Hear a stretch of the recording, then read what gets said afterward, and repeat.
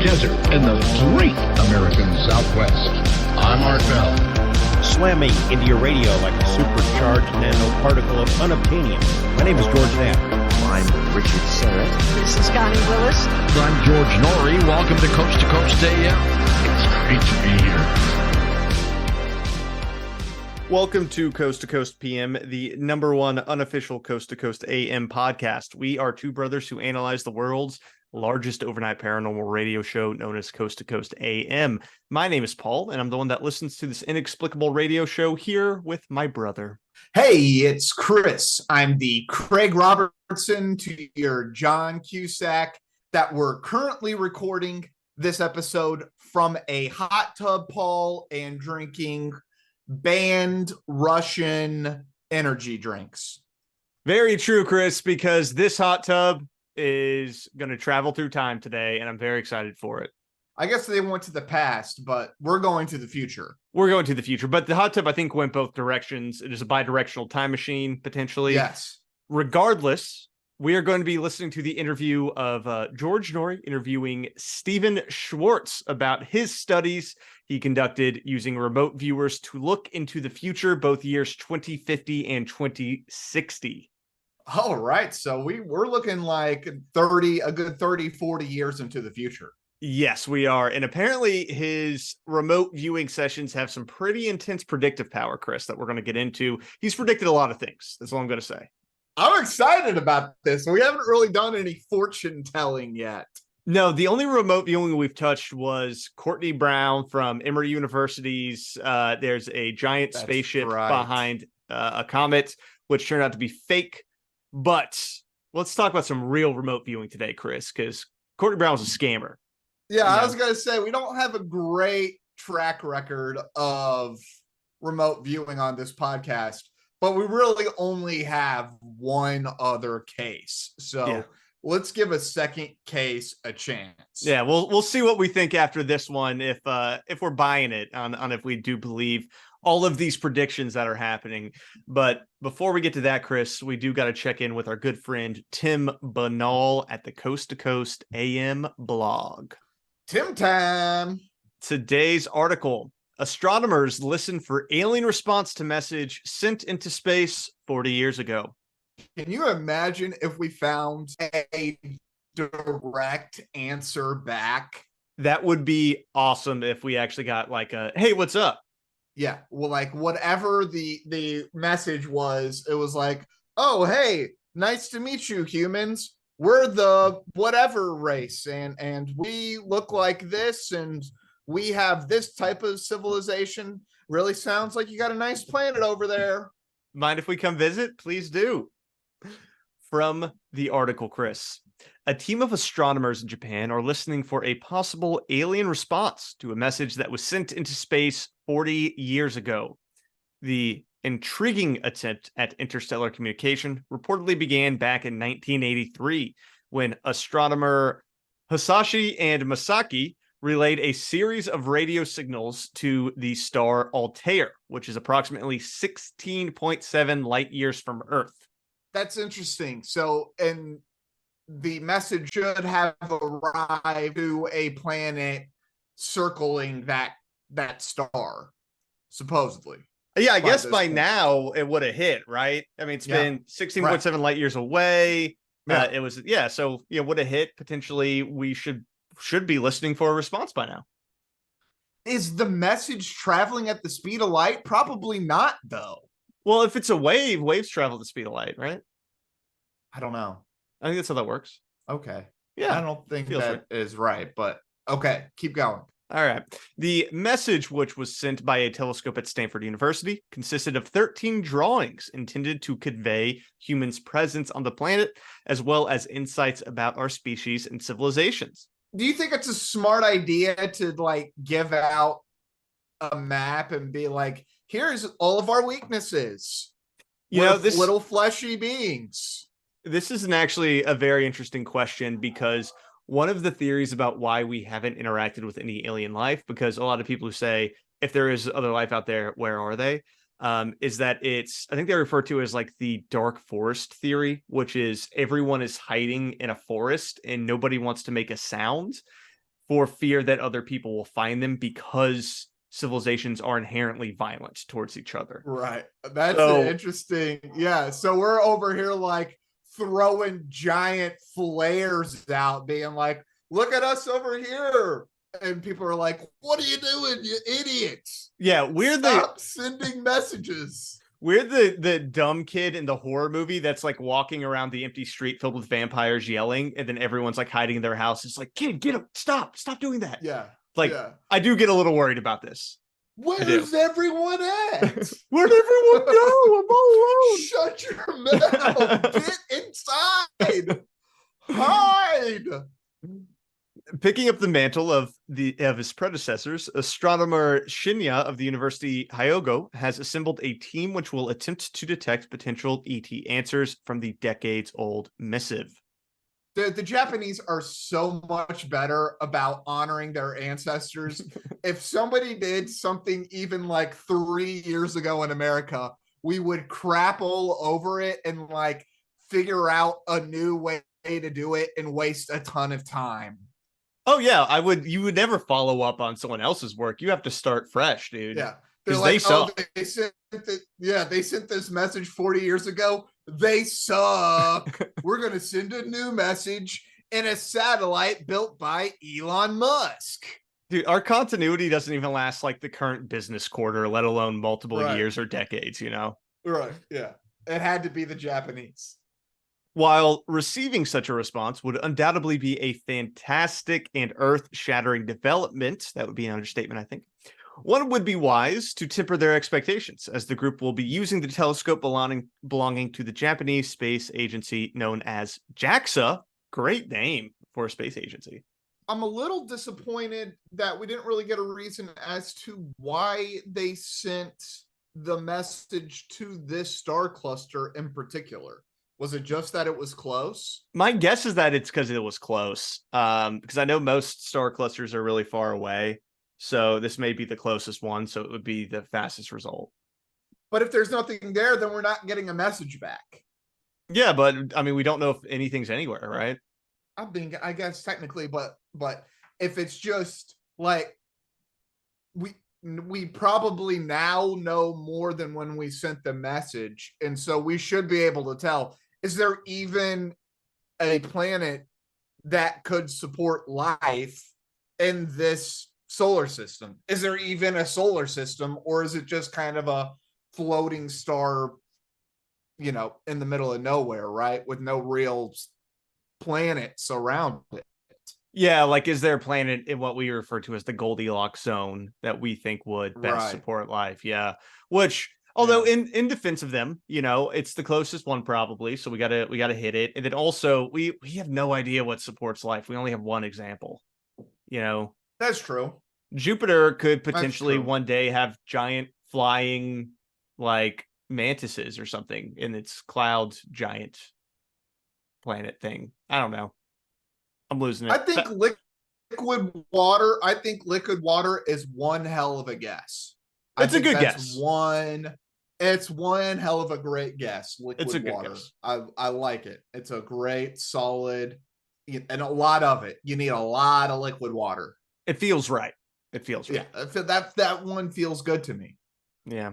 Well, they're going to be using the telescope belonging to JAXA, the Japanese space agency, which they are only allowed to use for 1 hour on Tuesday nights. That's lame. Not a very long time to get a message in, Paul. Yeah, that is not, Chris. That is not.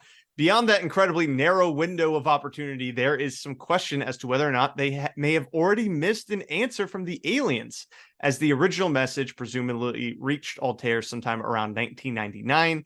And if the ETs responded immediately, their reply should have reached Earth approximately 8 years ago.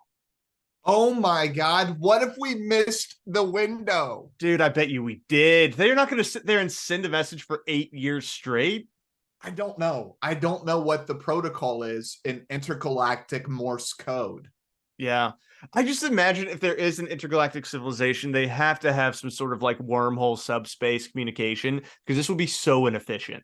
Oh, it would be awful. It would be terrible. It cannot work this way. It would be so bad. I mean, but like you said, I think this would be Morse code to them, where it's like, oh, this is the baby civilization just getting its, getting its wheels off the ground a little bit. So maybe they are prepared for something like this. Do you even respond? Like, what do you even respond back with? More pictures? Or you respond back with schematics for how to communicate with them more efficiently. That would be helpful. There you go. That's what you do. It's like, all right, this sucks, dude. Yeah, these guys are so lame. Here's how to make a wormhole and just come visit us. Here's the thing, though. Here's my thing, though.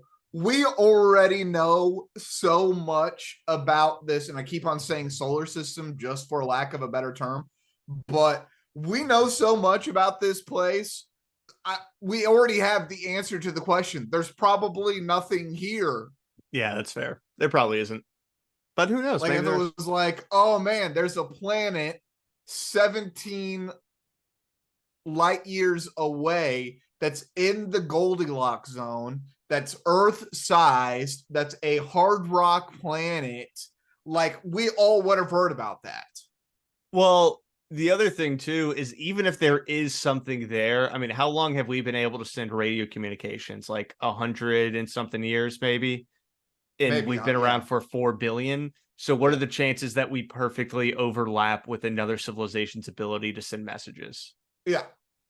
Oh, wouldn't that be so brutal if they were like completely being destroyed right as we were getting our come up? So like they're just completely gone by the 1700s, so that like by the time we get into the early 1900s, even if we had an ability to intercept these people's communication waves, that they're already gone.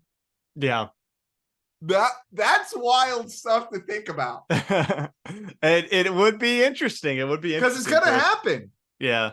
It's gonna happen. We're going, if we become a spacefaring species, we're going to run into the cases of the civilizations that destroyed themselves.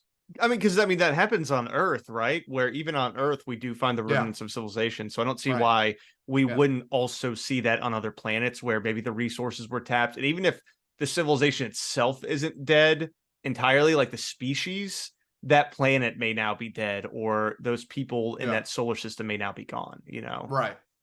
Yeah. So, they could have, like, nomads, right? And I'm sure that exists, right? Like, almost these like harvester beings that just like go into a solar system, stay there for like 300 years and just suck it dry. There's going to be some crazy stuff out there, man. There's going to be some crazy stuff out there. There will.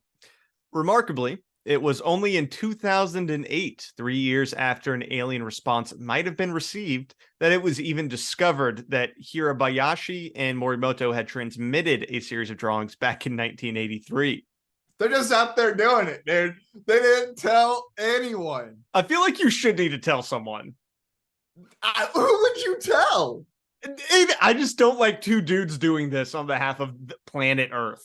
How, they spent so much time coming up with a system and the pictures and everything to send to a possible other civilization. Like, it really is such a fun nerd project. Yeah, they probably really did enjoy themselves on this.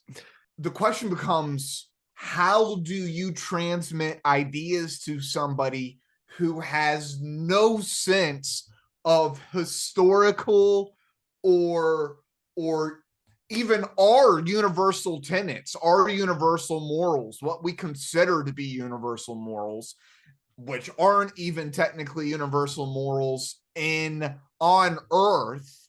Like, how do you even convey messages to a completely different entity light years away? It's a fascinating mind project. Yeah, no, it's definitely interesting. And I think that's probably why they used pictures. Is it's similar to how at nuclear waste disposal sites, they have pictographs and whatnot instead of just words, because the assumption is like if humanity ever doesn't understand English or loses the ability to read or write and regresses in some way, even cavemen could potentially see these pictures and say like, oh, I shouldn't go towards this. Right. Be that as it may, though, Chris, Narosawa expressed optimism that the 40-year-old message may have successfully reached a civilization that could hear it, and that we might still be able to pick up the answer. Quote, a large number of exoplanets have been detected since the 1990s, he observed. Altair may have had a planet whose environment can sustain life. Oh, so it does. Apparently. Okay. And we didn't hear about it. So there goes my theory. Should that be the case, we can only hope that the aliens will not be offended that Earth has left them on unread for the last 8 years. That was a good one, Tim. That was pretty funny. Timmy. All right, keep going. That's it. We're done. That was it? That's it. I liked it, dude. That was a great article. Some great, interesting implications that were brought up by this article. I hope there's a species there. That would be incredible. Yeah. I mean, we'll see. We'll see what happens. I mean, I guess we would have heard about it by now since they only had 1 hour to look, but maybe other people will look, Yeah. Well, and we got to look at other places, right? We can't put all of our eggs into one basket. Yeah. So we'll see what happens, but you never know. We need to start sending more signals out. That's what I'm saying. Yeah. Let's roll the dice. Agreed. All right, Chris. Well, are you ready for our episode today? But before we get to our episode, Chris, let's do a little bit of housekeeping. If you want to support the show, the really best way to keep us on the air, keep us running, is by signing up for our Patreon for as little as $2 a month. Patreon.com/coast to coast. We have extra episodes. We try to do 2 to 3 every month for y'all, and they'll range from extra episodes of this type of show with a breakdown and analysis of a Coast episode, all the way to us reading articles recommended by George Knapp and commenting on them. So check that out. Support us. Keep us on the air. If you don't got a couple bucks throw away, that's totally cool. Share the show. Give us 5 stars on Apple or Spotify, and that will help us out as well with the algorithm. All right, let's go to the show. This is the July 19th remote viewing the future episode. George Noory interviewing Stephan Schwartz, a man who really loves remote viewing, Chris. I was going to say, can you tell us a little bit about Mr. Schwartz? So Stephan Schwartz is a researcher of non-local consciousness, and he also considers himself a futurist, and he conducts studies on remote viewers who look into the future. So basically, he gets a bunch of people to sit down, and he tells them, take your consciousness and go to the year 2050 and tell me what you're seeing. Okay. All right. Very interesting. Very interesting. Man, we're going to hear some wild stuff, aren't we? We are, Chris. We are. So let's get into it. And starting out, George Noory's sorry, Paul. One more thing. When is this being recorded? This was recorded July 19th of 2023. Oh, so this pretty is recently. This is recent. Yeah. Okay. All right. So we're getting predictions of what's about to hit us, Chris. Yeah, but there's enough of a buffer, dude. I mean, like, you can kind of get a little crazy with it. Yeah, I mean, it's far enough away. So to start off, George asks him the pretty obvious question, like, hey, what's up with this remote viewing the future, man? So you had some remote viewers look at 2060. How'd you pick that year? Well, do you want me to start at the beginning of this thing? Absolutely.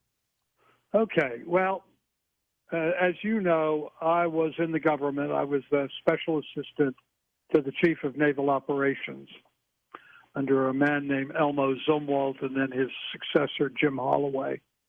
And I was also part of the MIT Secretary of Defense discussion group on innovation, technology, and the future.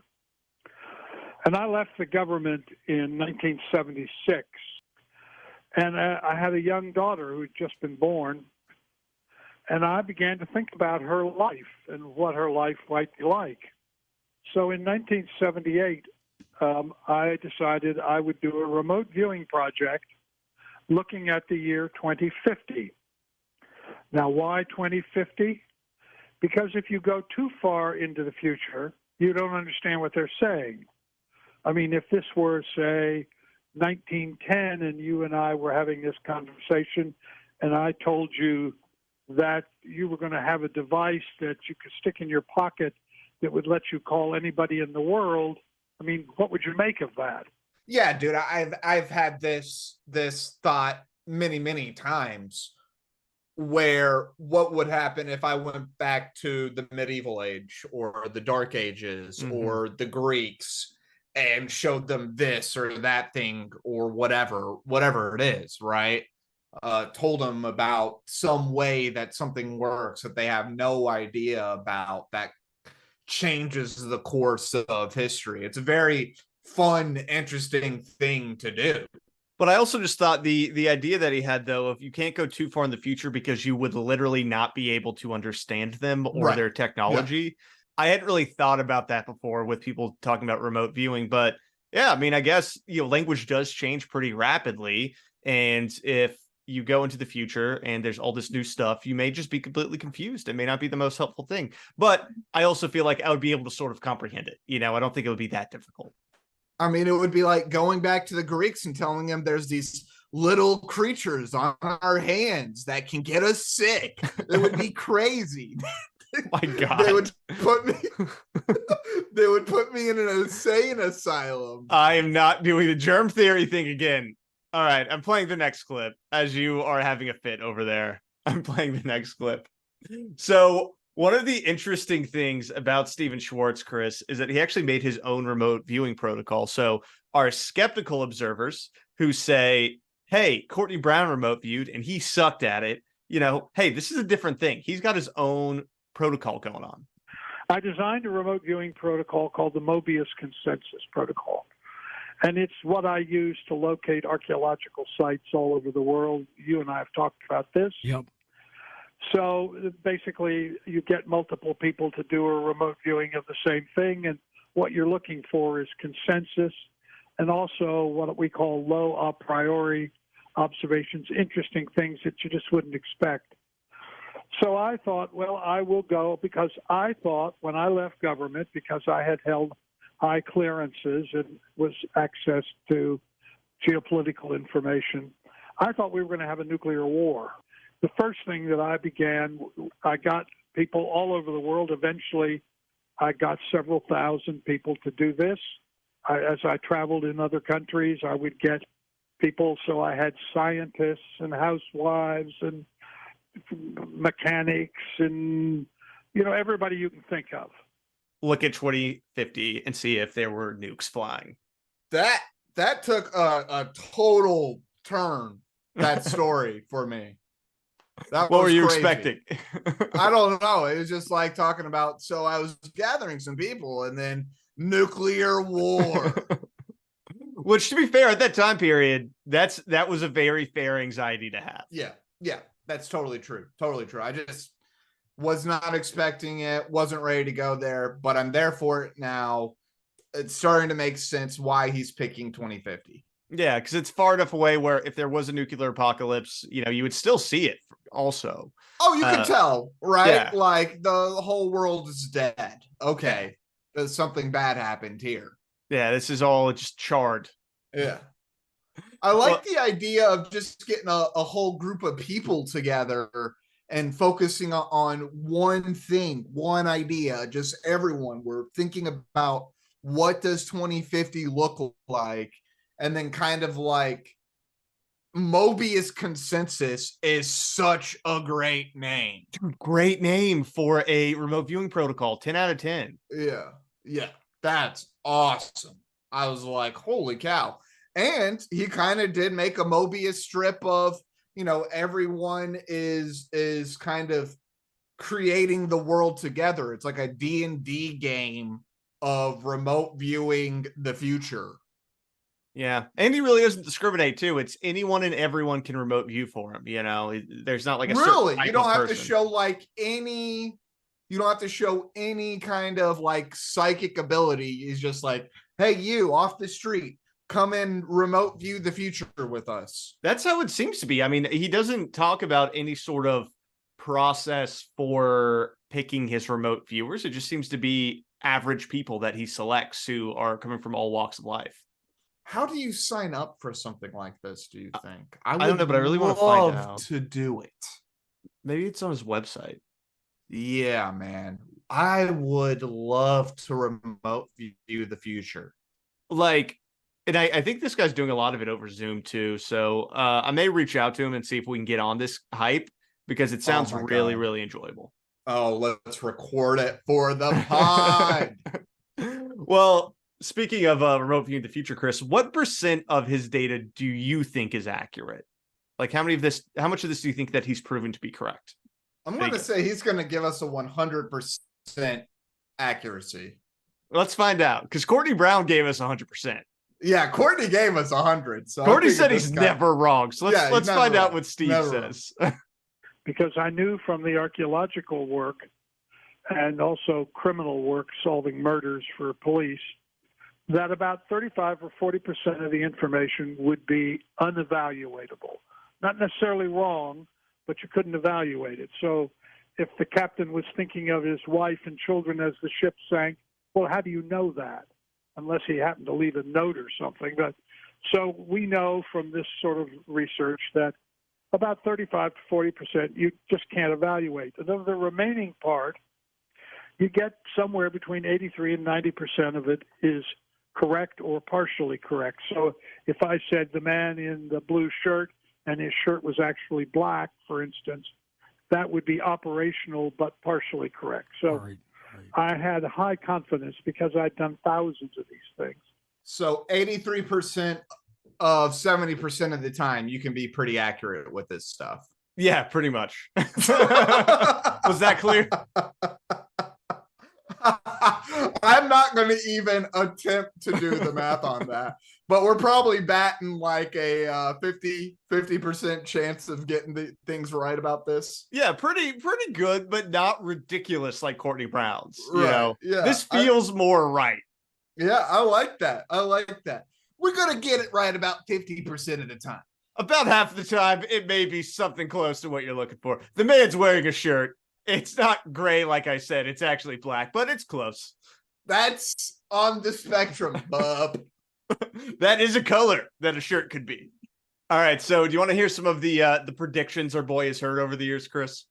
I can't wait. All right, let's get into it. A lot of it just seemed almost impossible. For instance, I would say to people, have we had a nuclear war? And they would say, no, we have not. And I said, oh, well, then the world must be much safer. And they would say, oh, no, the world is much more dangerous. I said, why? They said, because of terrorism. Now, in 1978, when I started this, the only terrorism was the fight between the Protestant Irish and the Catholic Irish. Right. In Northern Ireland. So the idea that terrorism would become a world problem, I mean, I couldn't make any sense of that. And I said, well, okay, I get that. Well, then, what's the status of the Soviet Union? And they said to me, it doesn't exist. And I went around to a friend of mine who was the head of the CIA, and I said to him, can you think of any possible reason that the CIA, that the CIA knows that the Soviet Union would disappear? And he said, get real. Where you get this kind of stuff. Okay, so we're kind of looking from the past. Yeah. Okay. All right. So we're like in the late 70s looking out. He's kind of misremembering the 70s a little bit. There was a ton of terrorism in the 70s. People were hijacking commercial planes and flying to Cuba on a regular basis. That is true. That was like a weekly thing. He is acting like no terrorism happened in the 70s. When did the Weather Underground starts in the 70s. Yeah, and there was also like eco-terrorism as well. Yeah, there's a ton. And that's just in America. That's not even the rest of the world. Yeah. So that was happening. The other thing that I think is funny is where he was like, I went over to my friend who was the head of the CIA, and I was like, you were buddies with the head of the CIA? What? Just casually? Just casually getting a beer. Hey, do you think the Soviet Union's going to be around? To be fair, I do not doubt that a man who deals in the occult on the regular basis has friends in the CIA. I wouldn't doubt he would have friends in the CIA. I mean, I think I have a friend in the CIA. I don't think he knows the head of the CIA. Yeah, That's what he I don't know. said. I don't know. But anyways, All nothing has shocked me too much so far. So, all right. Do you buy that we don't have any nuclear war in 2050, 2060? I do. I think that if it was going to happen, it would have already happened. I think that when it comes down to it, we have shown that the leaders may be willing to launch, but the actual people who have to click the button are not. So I think that we're probably not going to see nuclear war, is my guess. I feel like we got a tough little section to get through right now. I think it's more of a 10 to 15 year spat that we got to get through. That it's going to be tough. I don't know if it means nukes get dropped, but I think we're going to see some pretty hairy stuff. Yeah, and I think the risk of nuclear war is definitely higher now Right. than it was 10 years ago. Yeah, but I still don't think we're absolutely. going to see it. It's not like Absolutely high on my Yeah. list right now. Well, you want to know what else he predicted with his remote viewing, Chris? AIDS. And I said to him things like, well, talk to me about health care. And they said, well, it's very different. There is something about literally altering the genes in humans. And also the big problem is that there's going to be a series of pandemics. And I thought, pandemics, I'm thinking 1918 Spanish flu. I said, well, tell me about them. And they said, well, the first one will be a blood disease which crosses over from primates to humans in Africa, and it's going to kill millions of people. AIDS. AIDS, yes, of course, but this is 1978. So I went around to a friend who was the deputy director of National Institutes of Health and said, do you know anything about a disease that's going to cross over from primates to humans and could have the potential to kill millions of people? And he said to me, Stephan, whatever it is you're smoking, quit. Jeez. And because I don't know anything about that. Of course, was he dead serious too, wasn't he? Oh, absolutely. And then comes SARS and H5N1, and now we have COVID. So and we're going to have, according to what the remote viewers are saying, we're going to have more of these. So this guy's just hitting it out of the park right now. Yeah, apparently he's like batting 1,000, honestly. He's predicted so many of the things that have happened in the past 30, 40 years. The fall of the Soviet Union in 1978, huge call. Big call. That's a big, big call. HIV AIDS, pretty big call. Mm-hmm. A general increase in pandemics is one of those things that I think is, if you're even just remotely good at sociology, that's just a good call, right? Like, the more we destroy the environment, the more we, the more kind of things heat up and stuff, the more the wild is brought to humans, the more diseases we're going to see, therefore the more pandemics that we're going to run into, right? Mm-hmm. So that's not a real surprising one. It's kind of like saying there's going to be a whole bunch of destruction on the coasts of, countries. It's like, yeah, it's a pretty good bet. At some point, a hurricane or a typhoon or, a tsunami is going to hit somewhere on the coast, right? Mm-hmm. That's also the thing, too, is that I would need evidence that he actually made these calls prior to them happening, because what he's doing right now is prophecy after the fact. Right, yeah. I'm like, I need an interview from 1975 when you're like, the Soviet Union's going to disappear like in the 90s, man. Yeah. Where's that? Now that would be wild. That would be a cool interview. We have that, dude. I want that. I want the interview of somebody doing 2023. Yeah. And then us going through and pinpricking like, dude, this is wildly off. Some might be close though. But again, I think some could be just like sociology scribing, right? And I have listened to so many people predict the future from 1990s episode of Coast, and they're always wrong. Right. There's sometimes they're a little right, but like you said, it's kind of just reading the tea leaves, but it's, where it's like vague enough to where you're like, oh, that sort of fit with society generally getting worse. Yeah. In the next 20 years, there's going to be a big earthquake in the LA area. You know what I mean? It's like, okay, good call. And one of the things that he talks about too is climate change, and how climate change is going to gradually get worse in the future. So this little piece is all about coastal real estate, Chris, and whether or not we want to be investing in coastal real estate now. This is exactly what I'm talking about. So the collapse of real estate, we're going to have $1 trillion real estate collapse along the coast because it's already started in Florida. This is a good example. One of the big insurance companies, Farmers, just announced they will no longer insure in Florida. So if you can't get your house insured, it's very hard to sell it because anybody who wants to buy it, who has to do a mortgage, can't do that because they can't get an insurance policy. That's right. So all this stuff that these people were telling me, which seemed so preposterous to me, much of it, as I did research, I realized that what they were describing was what is really happening. I think my dude using a home phone. Yeah. That was a home phone tone. Yeah, that was like a landline beep, like his cheek hit the keypad. Yes. Yeah. That was like an old school. That Joker is probably corded to the wall. I love that you just grabbed that too. I actually missed that. That was silly. I don't even know what he said.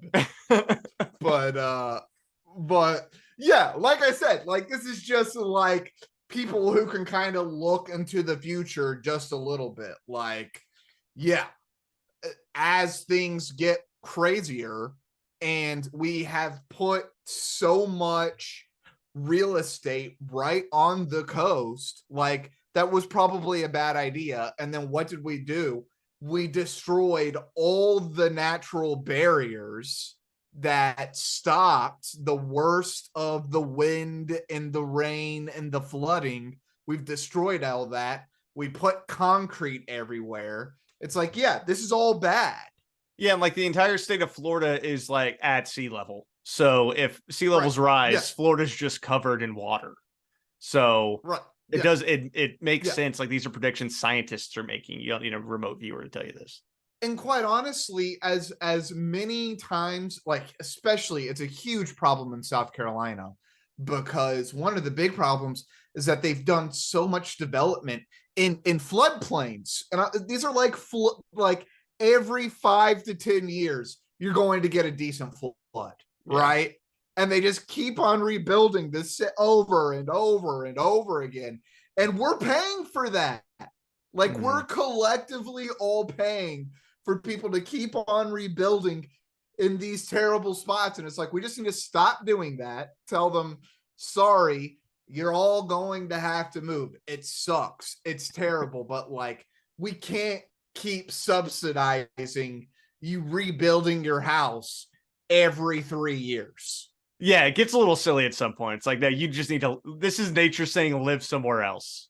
Yeah, right. Please live somewhere else. Well, Chris, you've been sounding a little skeptical, I think. Yes. Of these predictions. Yeah. So let's talk a bit more about 2060 and see if we can get some points to actually follow up on, in 40 years. I'm not skeptical about what they're saying. I'm just saying those are just good calls. That's what I mean, though. Those are just smart, good, like you get a room of pretty intelligent people, they're going to make some decent predictions, right? Yeah, you're skeptical about whether or not this is coming from remote viewing, which is me projecting my consciousness into the future, versus I just got a vibe that the coast is going to look rough in a couple years. Right. All right, so let's get to 2060, Chris. That's where things really start getting lit, okay? Oh, this is where things start heating up. This is where it gets literally and figuratively. anyhow, I started doing 2060, and what immediately became clear in the 2060 data, and I have a couple thousand people who've done that so far, was the 2060s kept talking to me about there had been this dramatic existential change across the world in human cultures, and I couldn't figure out what that was. I thought, well, is it, are we contacted by extraterrestrials? Mm-hmm. No, that's not it.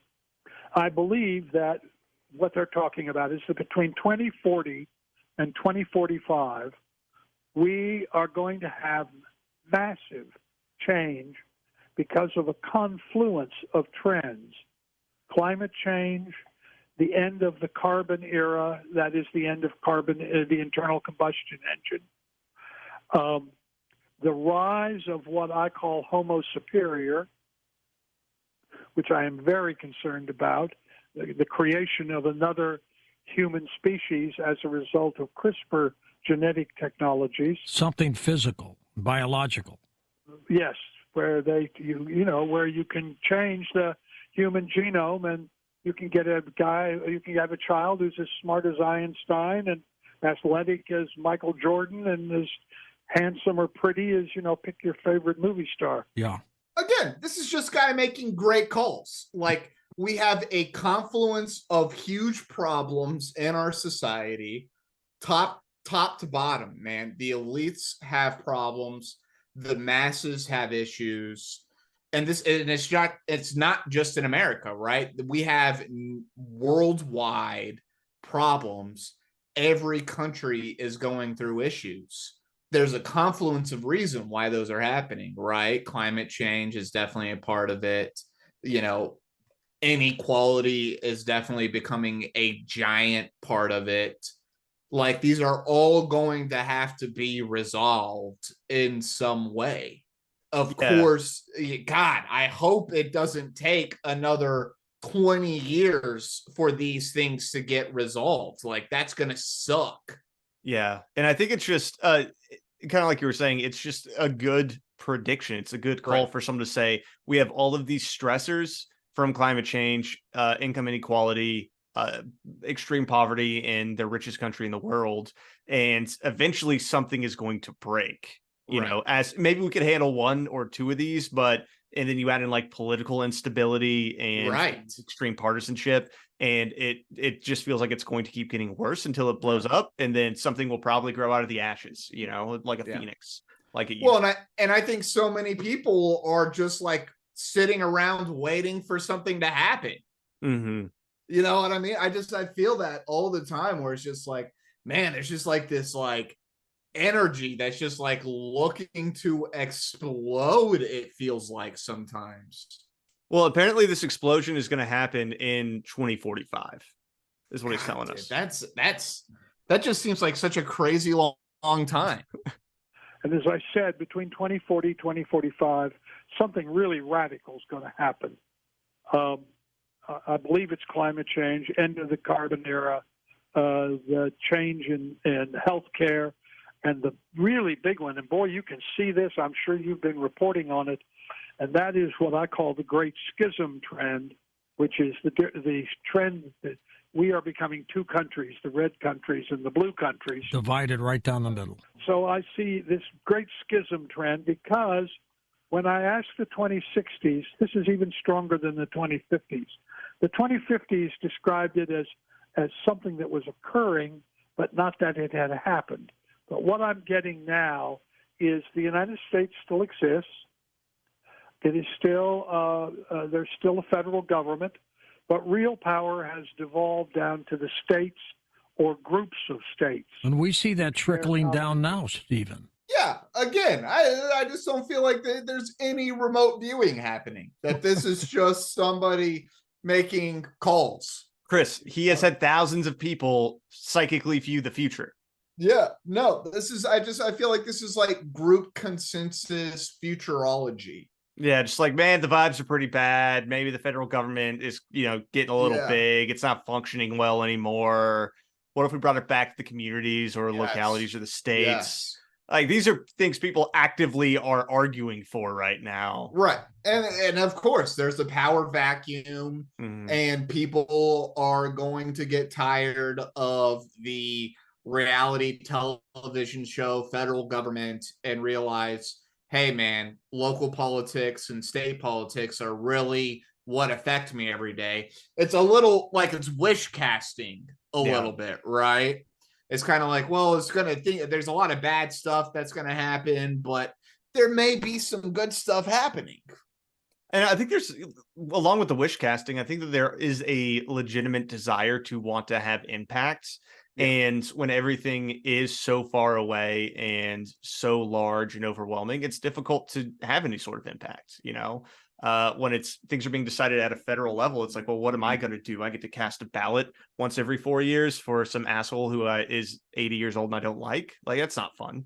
Yeah, we're Americanizing the issue a little bit, but I actually think it's pretty that this is a common trope in other countries as well, as that the central government, right, has forgotten about the periphery. And the thing is that the vast majority of the country is the periphery, right? Like the vast majority of us don't live in LA, New York City, or Washington, DC. The vast majority of us don't, right? And I think a lot of people have forgotten that. And I think you go to France, and people are complaining about Paris. I mean, shoot, the Parisians are complaining about Paris, right? So, and I imagine you would find this sentiment in China as well.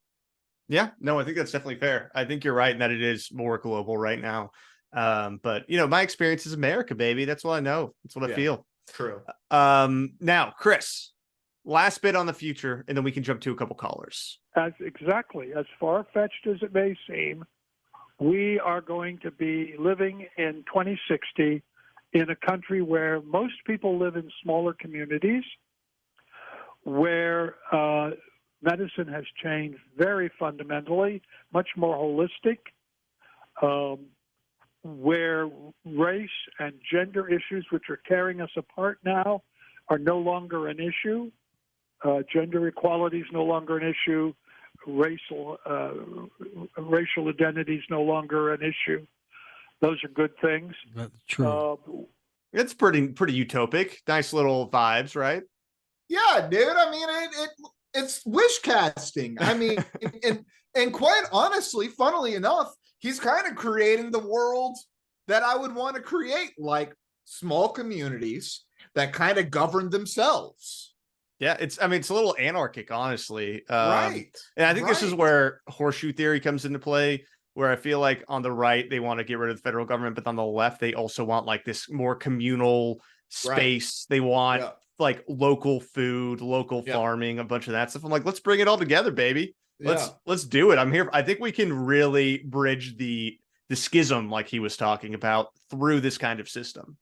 And I totally buy that in this kind of idealistic future, like you essentially have the Elysium bubble, right? Where you can just go into a little device, lay down, and it takes care of whatever issues you are having, right?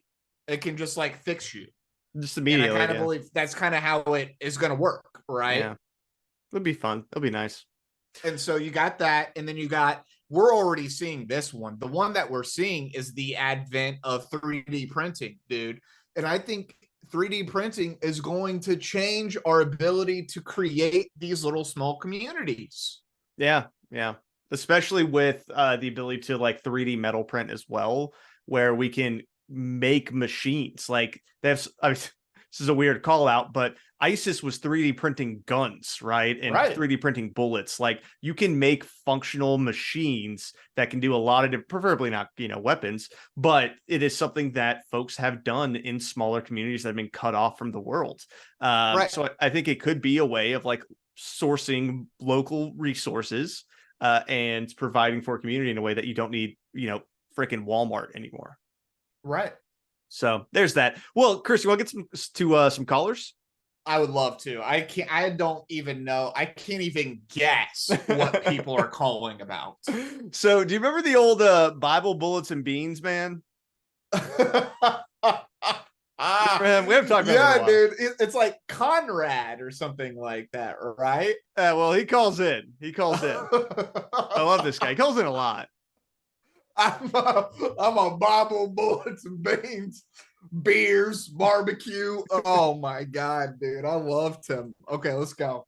I kind of wanted to hit Stephen on this. He has a biblical name. You know, they call me the God Guns of Gold man, the Bible Bullets and Beans man. Stephen's back, I'm told. So go ahead. He's back. Okay. Anyway, I believe in Revelation and in the Bible. Now, some people believe in the rapture and some don't. I don't believe in the rapture. But I believe Satan has his ships and the Savior has his ships. And these aliens are, to me, angels, whether they be God's guardian angels or fallen angels. And he was talking about the aliens having sex with the women and forming hybrids and stuff. And this, to me, is what I see. I was a military police officer, had top secret clearance. I think we'll be under nuclear attack in the next few years. Well, the remote viewers, Stephen, you're back with us, right? Here. The remote viewers did not see any nuclear holocaust, did they? They don't see any nuclear holocaust, and the reason is simple. Because if the Russians were to attack us or the Chinese, whatever, we would attack them, and it would end up destroying civilization. That good old mutual assured destruction, always going hard for us, dude. Dude, I had no idea where he was going with that question, and then he ended it in the weirdest place. We're just like, because he was nowhere in this interview were aliens having sex with humans discussed. No, he was just going full Book of Enoch. No, we didn't get really. He kind of briefly mentioned the alien theory when he was saying, why did things radically change? But other than that, yeah, that was the only time aliens were mentioned. That was awesome. He went rogue. Yeah, was I believe in Revelations and the alien hybrids having sex with humans. That was awesome. Dude, these callers are incredibly chaotic. All right, so we got another who thinks that the world might end in 2060 and wants some more details on it. Well, thanks. This is my question. Halley's Comet is scheduled to return back to Earth in the year 2060. And I think Isaac Newton predicted the end of the world would happen in the year 2060. And is that all true? Can you say that again? I didn't hear. Halley's Comet comes by around 2060. And 2050. And by 2060, I didn't hear the last part of his sentence. Isaac Newton may have predicted the end of the planet. Oh. You see any of that with the remote viewers? No, I don't see any end of the planet. What I see is just a radically different world, different in both its technologies, which are extensions of the existing technologies. Mostly what I see is a change in the existential consciousness of the society. I hope he's right. The vibes get so much better. Yeah, I'm down for the posse vibes, the communal atmosphere, the small groups. We're all kind of doing for our community and improving our whole lot in life through like collective. But it also sounds, or maybe I'm wish casting now, there is ability for us to express ourselves individually. Yeah. Right? Like it doesn't sound as if like we're all wearing gray and like marching to like the factory whistle, right? Like to me, this sounds like a much more positive, self-governing kind of almost libertarian utopia, right? And I think a big part of too. You're totally right. It's horseshoe theory. It's libertarian communism. Yeah, which is great. It's where it all comes back around. That's the best. It's the best of both worlds, right? Yeah. It's the best of both worlds. You're going to be fulfilled. You're going to have everything you need in life to survive, and you're not really going to have to worry, and you're going to be a part of a community. That's what it should have been the whole time. It's what we've been doing for so long, and we just stopped. We just stopped doing that. That's what it should have been the whole time.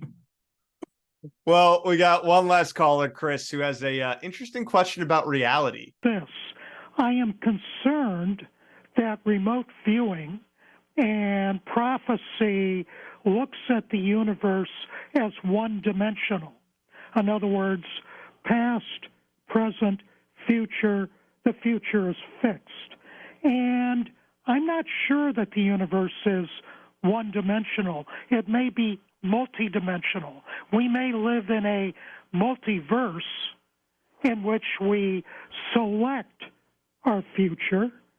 Each individual selects the future that they wish to enter, and that, say, 2050 or 2060 are not fixed in time out there, but that may be something that we create. All the other callers are out here playing checkers. This dude playing 3D chess. I love that guy. He's great. That was an unbelievable question, and I'm going to give him full props. He's right. You can't predict stuff like this. Yeah. Again, we can wish cast, and we can probably make pretty good attempts at guessing what's going to happen 20, 30, 40 years in the future. Yeah. Because of things that are happening right now, things that we see building up. But again, you're always going to miss things, right? You're going to miss the technological advances that happen to deal with the terrible thing, right? Mm-hmm. Like, for instance, healthcare, right? Like, yeah, the pandemics get super bad there for a second, but we come up with this thing that can just fix you. Like, whatever's wrong with you, you just get fixed immediately. And you go in there once a month, and you go and you get fixed. Yeah. That'd be a great world. And it takes 5 minutes. Yeah. And then you're fixed, right? You know what I mean? And you're right. And then that changes all problems in humanity. So many of them are based off healthcare things. And then you add on, like, and now you don't have to worry about food for whatever reason, right? Because, like, every community has a vertical farm that just, like, has all the food that you need for the community. And everybody has a house because we have a 3D printer, and you can just 3D print the materials, right? And we're like, just have robot space miners just bringing resources, and they just get dropped off to all the communities every couple months, you know? They are 3D printing houses now, which is pretty cool. That exactly, dude. This is what I'm saying. They can't do that. We're so close. Yeah. We're so close to being able to do this and being able to do it on a mass scale. And it's just really going to take a couple of elites to be like, all right, let's just completely change humanity. Yeah. Well, Chris. And that's all it's going to take. That's all it's going to take. Well, Chris, on a scale of 1 to 5 nuclear bombs, what do you give our boy Stephan Schwartz and his remote viewing? If he wouldn't have called it remote viewing, I would be giving it like a 4.5. Because it's like, yeah, dude, you guessed pretty well. You had some great, intelligent, well-researched, well-educated guesses. Like, you know, oh, the coast is going to be inundated and places along riverbanks are going to be really bad. Yeah, great. Do you know how many cities and how many human beings live on the coast and live on a long riverways, dude? It's billions. Like the number may actually be in the billions of people who live in this. So yeah, you get a rise in temperatures, you get stronger storms, that's going to be bad for those areas. Yeah, you better believe it. And it's going to cause some heartache. It's going to cause some friction. Yeah, okay, you're guessing right. We're going to have more pandemics. Yeah, that's a pretty good guess. That's a great guess. It's like, I don't know. And like, we do get a little bit though. He does like throw us a rope at least and be like, it's going to get pretty bad there for a second, but then things change. We have a renaissance, right, of how we think, an enlightenment 2.0, renaissance 2.0, and humanity changes kind of every way that we do things, and it's much more egalitarian, and humanity is working for itself. And again, I hope that, I believe that, I think that's what I see the right future for humanity is as well. Self-governance on a local scale. That's awesome. He's speaking my language. But again, I didn't remote view that. I just like reading about history and like reading about government.